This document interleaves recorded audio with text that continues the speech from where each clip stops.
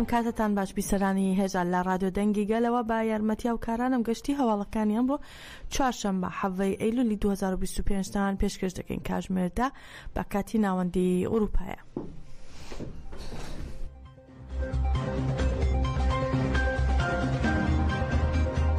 لە کادرەدا مەزرێنەرەکانی پەکەکە دۆران کاڵکان لە بەرنامەی تایبەتی میدیا خەبەر تیڤیدا گۆشەگیری ئیمراڵی و بڕیاری دادگای مافی مرۆڤی ئەوروپا سەبارەت بە پێشەلکردنی مافی هیوا و هەڵویستی گریمانەیی کۆمیتەی وەزیرانی ئەنجومەنی ئەوروپای لەسەر بابەتەکان و کارەکانی کۆمیسیۆنی پەرلەمان هەڵسەنگان.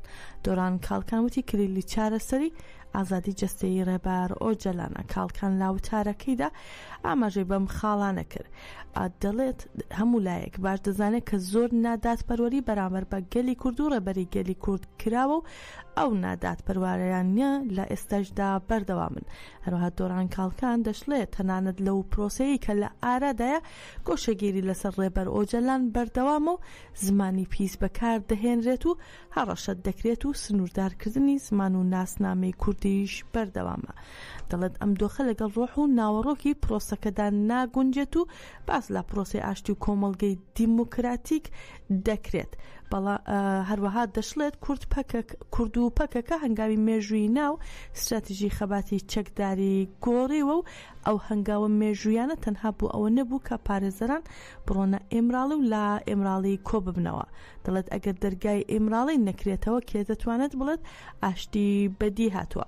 هەروە لە بەردەوامیشدا دەڵێت 4 مانگ بەسەر هەڵوەشانەوەی پەکەکە تێپەڕیوە و دەبینین گۆڕانکاری زۆر نییە و ئیرادە بۆ گۆڕانکاریەکیش لەلایەن دەوڵەتی تورکیاوە نییە.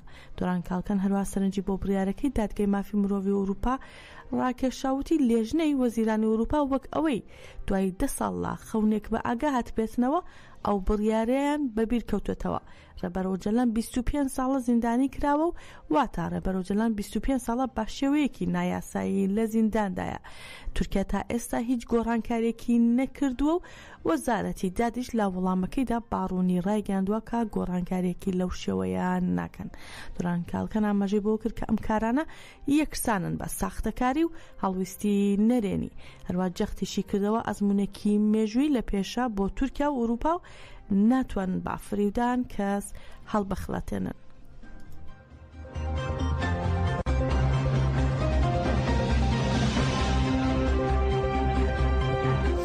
چالاکی دانیشتن بۆ ئازادی جەستەی ڕێبەر ئۆجەلان و دانپێدانان با مافی هیوا لە بەردەم ئەنجومەنی ئەوروپا لە دووەم ڕۆژی خۆیدا بەردەوام بوو. لە چالاکیەکەدا ژینە ئەمینی شیات کرایەوە. هاوکات لەگەڵ کۆبوونەوەی کۆمیتەی وەزیرانی ئەنجومەنی ئەوروپا چالاکی دانیشتنی کوردستانیان و دۆستانیان لە بەردەم کۆنسەی ئەوروپا لە ڕۆژی دووەمیدا بەردەوام بوو. چالاکوانان بادروشمی بژی سەرۆک ئاپە و ژنجیان ئازادی درێژیان بە چالاکیەکەیاندا. لە چالاکیەکەی دوێنێ بۆ یادکردنەوەی سێمین ساڵیادی کوشتنی ژینە ئامینی و شۆڕشی ژنجیان ئازادی زەنجیرەیەک چالاکی ئەنجام درا و هەروەها تەژەکە ئەوروپاش ڕاگەیاندراوێکی خوێندەوە. لالایەکی دیشە و کۆمیتەی ئامادەکار ڕایگەیاند کە بە ئامانجی ئازادی جەستەی ڕێبەر ئۆجەلان چالاکی ئەنجام دەدەن و چالاکیەکان بۆ ماوەی هەفتەیەک بەردەوام دەبێت. لەسەر ناوی تەژەکە ئەوروپا کەزبان دۆغان ژینە ئەمینی بەبیر هێنایەوە و ئاماژەی باوتەیەکی ڕێبەر ئۆجەلان کرد کە دەڵێت هیوا لە سەرکەوتن بەهێزترە و وتیشی کە ژنجیان ئازادی تەنها دروشمێک نییە بەڵکو هەڵویستێکە کە بە ڕەنج و فیداکاری و بنیاتنانەوەی ژنان دەرکەوتووە. کەزبان دۆغان ڕاشیگان مافی هیوا کە لە یاساکانی تەواوی هێزەکانی جیهاندا هەیە سەبارەت بە ڕێبەر ئۆجەلان دانی پێدان نانرێت و وتیشی کە ژنان بۆ ئەم مافە درێژە با تێکۆشانی خۆیان دەدەن.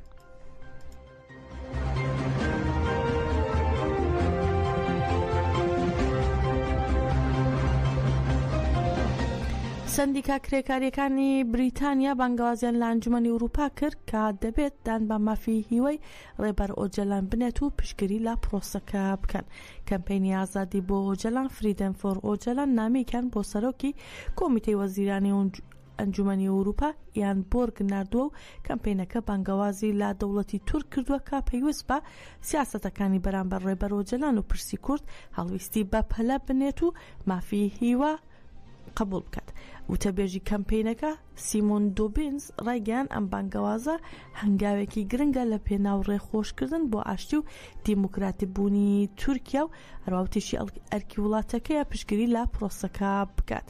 دەشڵەت نەهاویشتنی هەنگاوی بەرچاو لەلایەن تورکیاوە دان پێدانەنان بە مافی هیوای ڕێبەرۆجەلان وەک بربەست لە بەردەم ڕێفۆرمی دیموکراتیک نیشان دەدرێت. هەروە جەختێکی کردەوە کە ئەم پرۆسەی نەوەک تەنها بۆ چارەسەری پرسی کورد بەڵکو بۆ دیموکراتیک بوونی تورکیا و بتەوکردنی شکۆی نێونەتەوەی گرنگە. جێ ئاماژەی لا چوارچەوەی کەمپینی ئازادی بۆ جەلان لا بریتانیا کە بە هاوکاری سەندیکا کرێکاریەکانی بریتانیا بەڕێوە دەچێت چالاکی هۆشیارکردنەوە و پانێل و کۆنفرانس و بانگەوازی پشتیوانی نێونەتەوەی و پەیوەندی ڕاستەوخۆ لەگەڵ سیاسەتمەداران ئەنجام دەدرێت و ئامانجی کەمپینەکە بریتیە لە پشتیوانی لا پرۆسی ئاشتی و مەسوگرکردنی مافی هیوا بۆ ڕێبەرەوە جەلان و گەیاندنی داخوازە دیموکراتیکەکانی گەلی کورد بۆ ڕایگشتی. هەروەجێ ئاماژەیشە کەمپینەکە ساڵی 2016 لەلایەن سندیکاکانی یونیت و GMB لە پەرلەمانی بریتانیا دەستی پێکرد و لەو ڕۆژەوە لەلایەن 15 سندیکای مەزنەوە پشتگیری لێ دەکرێت.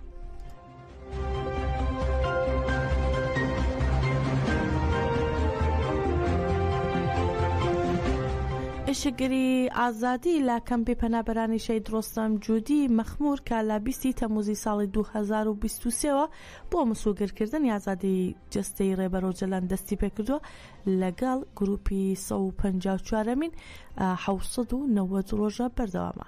مەراسمی وەرگرتنی ئێشەگریەکە لە گروپی 153مینەوە بۆ گروپی 154مین لە کۆمیتەی بنەماڵی شەهیدانی مەخمور باخولەکێک ڕێزگرتن لە یادەی شەهیدانی تەفگەری ئازادی دەستی پێکرد. گروپی 154مین باوچنەوەی دروشم چالاکیەکەیان لەستۆ گرت.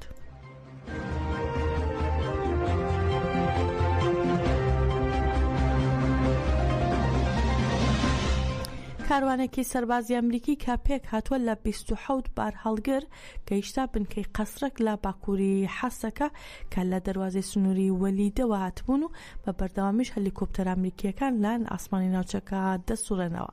بە پێی زانیاریەکانی ڕوانگەی سووری بۆ مافەکانی مرۆڤ کاروانەکە باڵ هەڵگری گوێزەرەوەی داخرا و تانکەری سوتەمەنی و ئۆتۆمۆبیلی سەربازی مۆلدەی کارەبایی تێدا بوو. ئەمەش وەک پشتگیریکردنی نوێی سەربازی ئەمریکا دەبینێت لا خۆ بەڕێوبەری باکوور و ڕۆژهەڵاتی سووریا.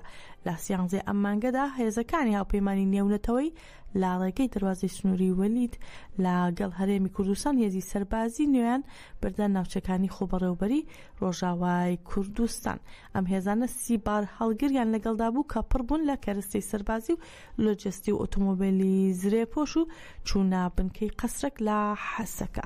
چوونی هێزی زیاتری ئەمریکی لە چوارچەوەی جوڵە بەردەوامەکانی هاوپەیمانی نێونەتەوەی دێت لە باکوور و ڕۆژهەڵاتی سووریا و لە ئەنجامی ئەو پێشهاتە ئەمنی و سەربازیانەی ناوچەکەدا.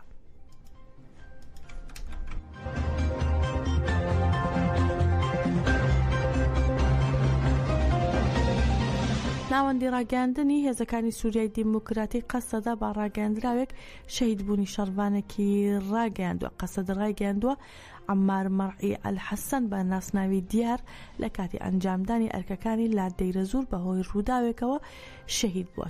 قەسەدا سەرخۆشی لا بنەماڵی شەهید دیار و تەوای بنەماڵی شەهیدان دەکات و بەڵێن دووپات دەکاتەوە بۆ درێژە پێدان با تێکۆشان تا بەدیهێنانی خەون و ئامانجەکانی شەهیدان. ناسنامەی شەهید بەم شێوەیە خراوە تاڕوو.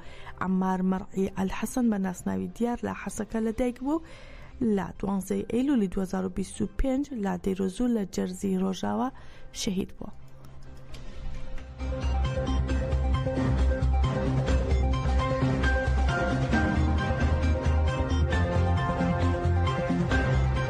فەرەنسا پێشنیاری کردو کۆبوونەوە دواخراوەکەی پاریس لە نێوان حکوومەتی سووریا و شاندی هێزەکانی سووریای دیموکراتی قەسەدا بگۆڕێت بۆ ئۆردۆن، سعودیا یان هەرێمی کوردستان. بەڵام دەسەڵاتدارانی دیمەشق ڕەتیان کردوێتەوە. بە پێی زانیاریەکان وەزارەتی دەرەوەی فەرەنسا لەگەڵ بەرپرسانی قەسەدا گفتوگۆی ئەگەری بە فراوانکردنی لیستی دەوڵەتانی زامنکەری کردووە بۆ هەر ڕێککەوتنێک لەگەڵ حکوومەتی سووریا بە جۆرێک وڵاتانی عەرەبی و هەرێمایەتیش لە خۆ بگرێ بە تورکیاشەوە.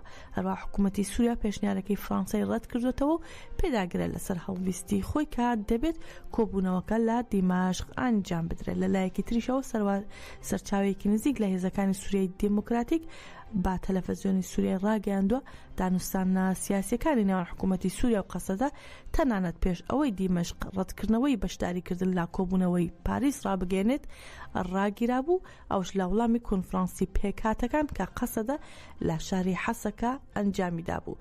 سەرچاوەکە ئاماژەی بۆش کردووە کە تا ئێستا هیچ ئاماژەیەکی دەستپێکردنەوەی دانوستانەکان نییە بەم نزیکانە لە نێوان هەردوولا لەگەڵ ئەوەی دیدارەکان بەردەوامە لە چوارچەوەی ڕێگرتن لە هەڵکشانی دۆخەکە و پاراستنی هەماهەنگی و پەیوەندی هەردوولا بە سەرپەرشتی واشنگتن و پاریس.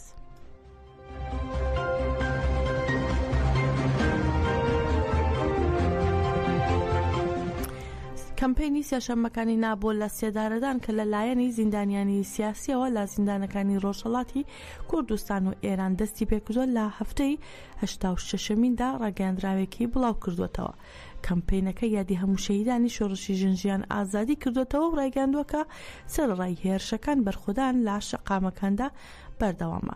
ئاشکراشی کردووە کە لە سەرەتای ئەم مانگەوە زیاتر لە 126 کەس لە ڕۆژهەڵاتی کوردستان و ئێران لە سێدارە دراون. هەروە لە کەمپەینەکەدا باس لەوەش کراوە کە ڕێژەی لە سێدارەدانەکان پێشلکاریەکانی دژی مافەکانی مرۆڤ نیشان دەدەن و داوایان لە ڕایگشتی جیهان کردووە کە لە دژی لە سێدارەدانەکان هەڵویست وەربگرن. هەروەها کەمپەینەکە سزای لە سێدارەدانی دژی زیندانیە کوردەکان پژمان تەورێزی و ناسر بەکرزادەی ئیدانە کردووە و داوای لە هەموو چالاکوانانی مافەکانی مرۆڤ کردووە کە دژی ئەم بڕیارانە بوەستنەوە.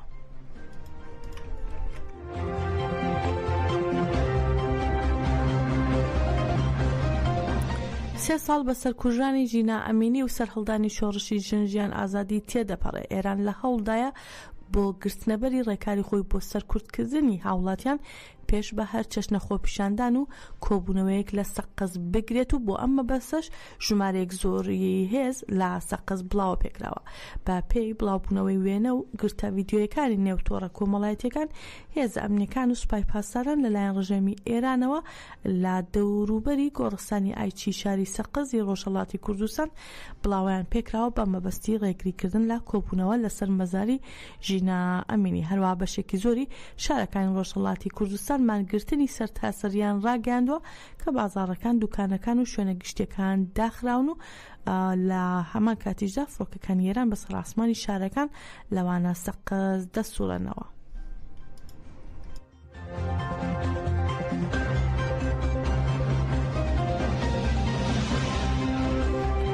لە هەمبورگ و دەسۆلدۆرف بە پێشەنگایەتی ئەنجومەنی ژنانی ڕۆژبین و یەکێتی ژنانی کورد لە ئەڵمانیا شۆڕشی ژنجیان ئازادی بەرزڕاگیرە. تەفگەری ژنانی کورد بانگەوازیان لە ژنانی جیهان کرد کە دژی سزای لە سێدارەدانی دەوڵەتی ئێران بەشداری لە خۆپیشاندانەکان بکەن. ژنان لە خۆپیشاندانەکان ڕایانگەیان کە خەباتی خۆیان بۆ ژینا ئەمینی و هەموو ژنانی تێرۆر کراو بەردەوامی پێدەدەن و وتیان دەنگ و خەباتیان بەردەوام دەبێت. بە گوێرەی داتاکانی نەتەوەی گرتوەکان و ڕێکخراوی لێبوردنی نێودەوڵەتی لە سەرەتای ساڵی 2025ەوە زیاتر لە 841 کەس لە ئێران لە سێدارە دراون.